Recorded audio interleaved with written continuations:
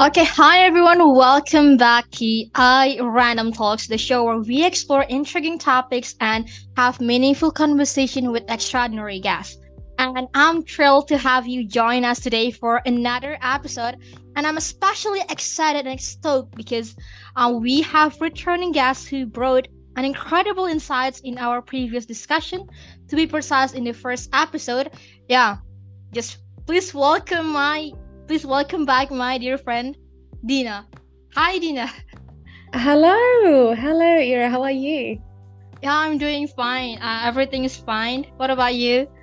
I'm doing well, thank you. By the way, thank you for having me. I'm so thrilled to be here again. And this is my second time. It is such as a pleasure. Thank you. Yeah, we are thrilled to have you back as well, Dina. And maybe for those who may have missed our previous conversation, yeah, maybe could you please briefly reintroduce yourself and your background to reminds all the listener a little bit about yourself and like what you do right now. Okay.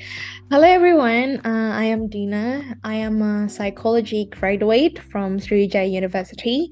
Now, currently, I'm working a part-time job as an online English tutor. Well, about psychology topics or mental health are always fascinating to discuss. Yes, exactly. So today we are going to diving into an interesting topic is stress always really bad for us? Because we often heard about the negative impacts of stress, but is there more to the story about that? So we'll be digging deep into the research and the truth about stress and explore whether it can actually have some positive effects. So everyone grab up your cup of coffee, sit back, relax, and let's get started. Before that, we discussed about stress and etc. I want to ask you, Ira, when was the last time did you feel stressed out, if may I ask? Oh yeah, sure. Okay. I would say that it's during my last semester in high school. It just happens like recently. I remember feeling extremely exhausted, stressed because there's so many assignments and homework from my teacher, and it seems very every subject it's very chaotic for me. And at some point also I need to like doing a lot of examination preparation, so it's very hard for me, it's very overwhelming for me to balancing about my assignments and also preparation for my examination. So yeah.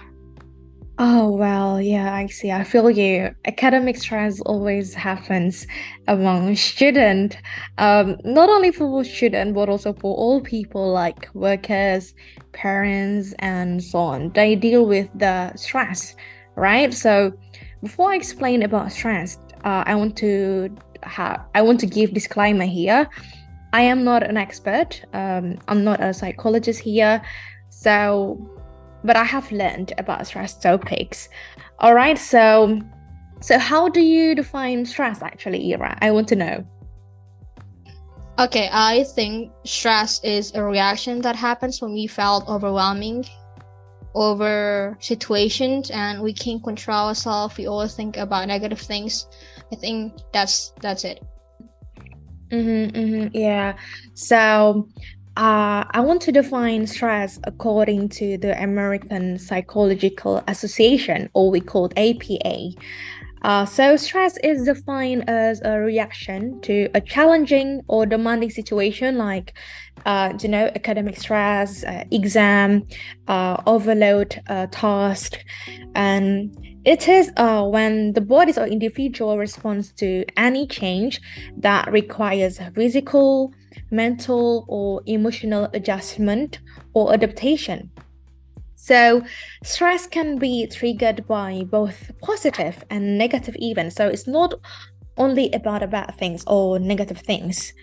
And it can manifest as a physical, emotional, and cognitive symptoms. So, is this stress normal? Yes. Stress is normal and it's part of our life. It's very natural and it has positive and negative effects. So for the positive stress, we can call it as eustress, can motivate us, enhance our performance, and promote the personal growth. For example, you have got a test for tomorrow, so you feel kind of challenging for yourself, and you want to study harder. So that means you got the ego stress. And for negative stress or distress, however, can lead to physical or psychological health problems if you cannot effectively manage it. For example, like feeling depressed or anxiety, so it leads something like mental health issues. Yeah. So what do you think, Ira, about ego stress? The positive stress. The positive stress, I think it's I actually don't really thinking there's also a positive stress at the very beginning. I didn't know there's a positive from feeling stressed like that. So far I don't know about a positive thing about being stressed like that. Oh yeah. So yeah, there is the positive stress. So what I want to say, when we manage or overcome effectively, so it can serve as a positive thing for our self-growth and achievement. Also, ego stress can provide us with motivation, challenge our abilities, and develop resilience. So, what actually resilient is?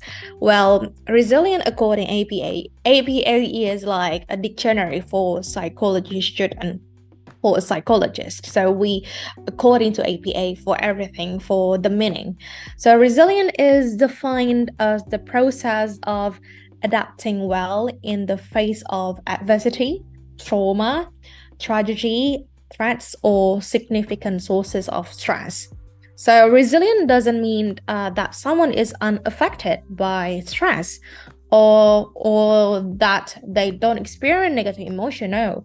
Instead, it refers to the ability to cope with adversity, recover from the setbacks, and continue functioning in a positive and adaptive manner. So resilience is a skill, a set of skills and characteristic that can be developed. Yeah. For the example, like you, when you have an exam, or me, like apply for a new job, we feel quite a bit stressed, right? So we feel worried. What do you think?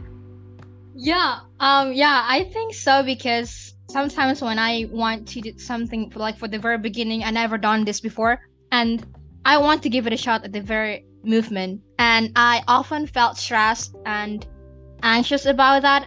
So yeah, it happens many times with me. So it's very related with me.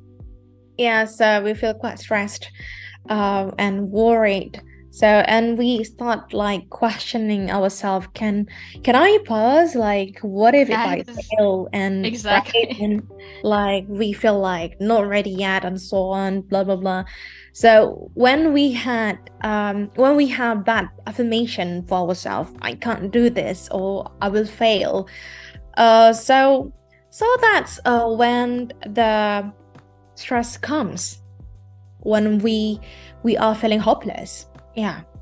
If we see and frame as the negative things, like overthinking, and give bad things the bad label for us, it leads to distress.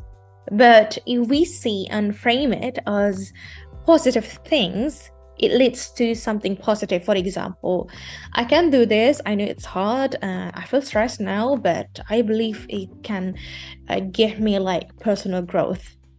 So that which is the ego stress.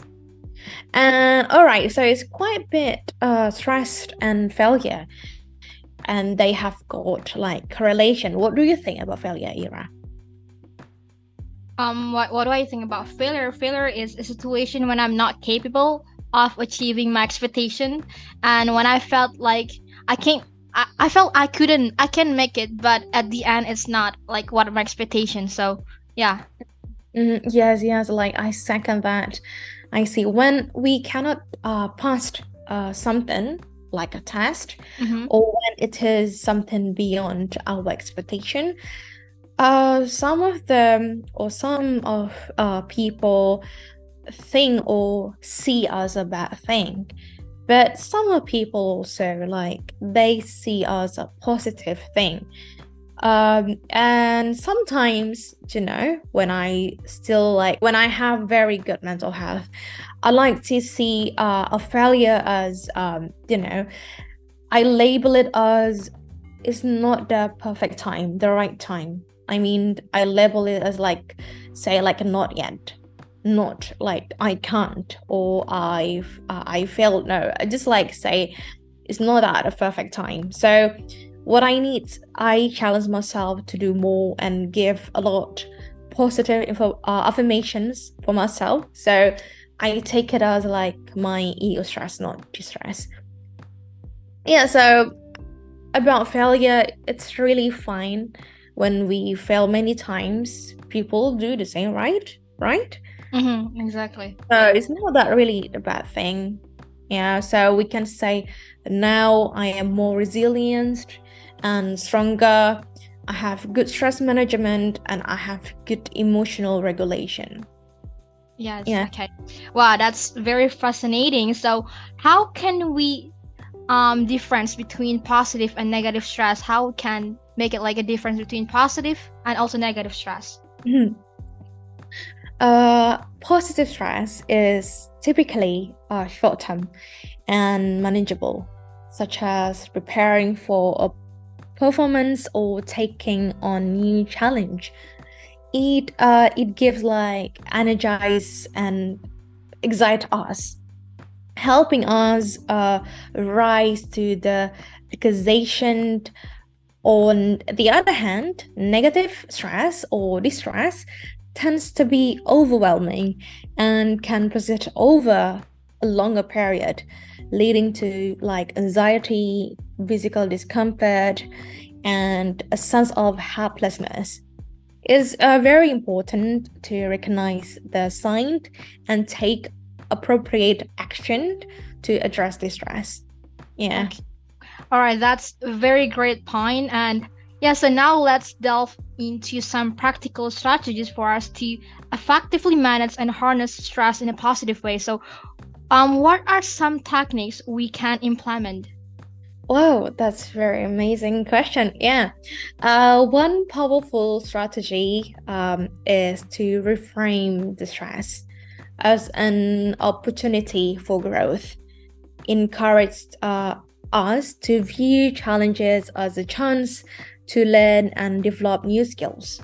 Setting our realistic goals and breaking them down into manageable steps, and it helps us to feel more in control and reduce the overwhelm.